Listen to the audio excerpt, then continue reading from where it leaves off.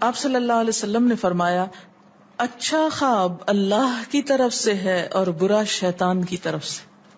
یعنی اگر آپ کسی کو برا دیکھ رہے ہیں یا کسی کی برائی دیکھ رہے ہیں تو وہ دراصل کیا ہے؟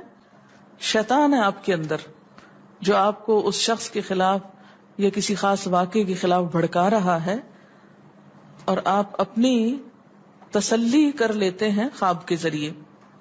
فرمایا پس جب کوئی شخص پسندیدہ خواب دیکھے تو اسے صرف اس شخص سے بیان کرے جس سے محبت اور اعتقاد ہے. یہ میرا مشورہ نہیں، نبی صلی اللہ علیہ وسلم کا ہے آپ سب کے لیے. بخاری اور مسلم کی روایت ہے کہ جب کوئی اچھا خواب آپ دیکھیں تو کیا کریں؟ اس کو بتائیں جس سے آپ محبت رکھتے ہو وہ آپ سے بھی رکھتا ہو اور جس پر آپ کا اعتماد ہو. جیسے حضرت یعقوب علیہ السلام نے کیا کہا تھا بیٹے کو کہ مجھے تو بتا دیا، بھائیوں کا نہیں بتانا.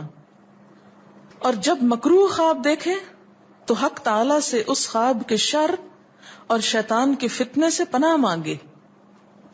جب برا خواب دیکھیں تو اس خواب کے شر اور شیطان کے فتنے سے پناہ مانگے کہ شیطان بہکانے لگا انسان کو. اچھا آپ